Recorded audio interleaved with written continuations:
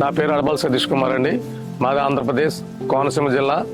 2008 నుంచి మరి ఆక్వాకల్చర్లో ఉండటం జరిగింది. నేను ఆక్వాకల్చర్లోకి రావడానికి కారణం మరి గతంలో అంతకుముందు నేను ఫైనాన్స్ బిజినెస్ చేసుకునేవాడిని.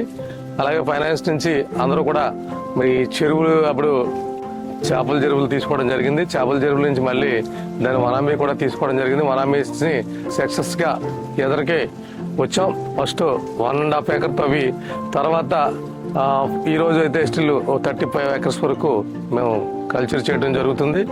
గత కొన్ని క్రాప్లు మేము 30 count నుంచి 40 count మాయాన్ని యావరేజ్గా తీయటం జరిగింది.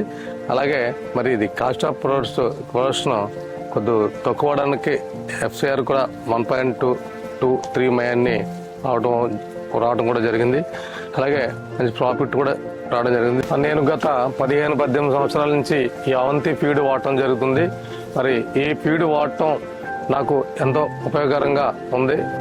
మరి మన ఈ మెటీరియల్ నాణ్యత అవనే మరి లాభాల్లో అవనే దేనికైనా కూడా ఖర్చు తక్కువ అవడంతో పాటు మరి మెటీరియల్ కూడా అలాగ వచ్చింది. ఈ అవంతి ఫీడ్ మాకు అన్ని విధాల ఉపయోగపడ్డది కాబట్టి మేము అవంతి ఫీడ్నే వాడటం జరిగింది. టెక్నికల్ సర్వీస్ తీసుకుంటూ వాళ్ళు ఇచ్చిన సలహాలని నేను ఆచరిస్తూ అలాగే మరి అక్కడ ఈ కాస్ట్ ఆఫ్ ప్రోడక్ట్ కూడా తగ్గించుకుంటూ మరి రావటం ప్రాఫిట్ తీయటం కూడా జరుగుతుంది.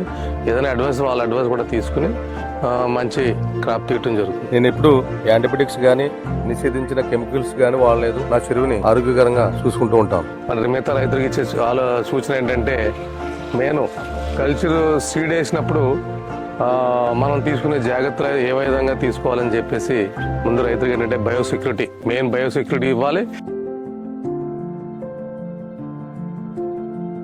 అలాగే సీడ్ వేసిన నెల రోజుల వరకు మనకు పెళ్ళేసిన తర్వాత పర్లేదని చెప్పేసి మెయిన్ రైతులు అక్కడ ఫస్ట్ తప్పు చేసేది అక్కడే. చాలా మంది రైతులు సీడ్ వేసేసాం కదా, చిన్నపిల్లే కదా, మనం తర్వాత చూసుకుందాం, చెట్నెట్లు ఎక్కినప్పుడు చూసుకుందాం అని చెప్పేసి ఈ థాట్లో ఎక్కువ రైతులు ఉంటారు. ఎందుకంటే మనం 1,00,000 పిల్ల కొనుక్కొచ్చి వేసేసాం, 1,00,000కే మాట్లాడదాం. కానీ అందులో మనం కంపల్సరీ పిల్ల వేసినప్పుడు దాన్ని నాణ్యత చూసుకుని తెచ్చుకున్నప్పుడు కూడా దాని నాణ్యత చూసుకుని దాని టెస్టింగ్ చూసుకుని మరి అన్ని చూసుకుని తెచ్చుకునే పరిస్థితి అందరికీ ఉండాలి. అప్పుడే EHPకైనా సరే లేదా వైరస్కైనా సరే దేనికైనా సరే దొరకకుండా రైతు ఉంటాడు. మరి నేను ఇంతవరకు ఎందుకంటే 35,000 రూపాయలు టెస్టులకు అవనాయి, లేకపోతే వెళ్ళి 2 సార్లు చూసుకుని సీడ్ చూసుకుని యాచరి దగ్గరికి వెళ్ళి చూసుకుని కుండీలో చూసుకున్న తర్వాత ఏ కుండీ అయితే ఇస్తుండో అదే కుండీ దగ్గరికి వెళ్ళి దాని పేకల మీటర్ తీసుకుని దాని సీడ్ తీసుకుని టెస్టింగ్ చేసుకుని మరి ఈ రోజు వరకు నేను EHPకి దొరకలా. ఇన్నాళ్ళు నా కల్చర్ లైఫ్లో ఎంతవరకు EHPకి ఎందుకు దొరకలేదంటే రైతు శ్రద్ధ ఉండాలి. మేము ఏదో సీడ్ తెచ్చేసుకున్నాం వేసేసుకున్నాం అనుకున్న టైప్లో వేస్తున్నారు అందరూ కూడా. అలా కాకుండా సీడ్ నాణ్యత చూసుకుని తెచ్చుకున్న తర్వాత పంట పండాలంటే మెయిన్ విత్తనం బాగుండాలి.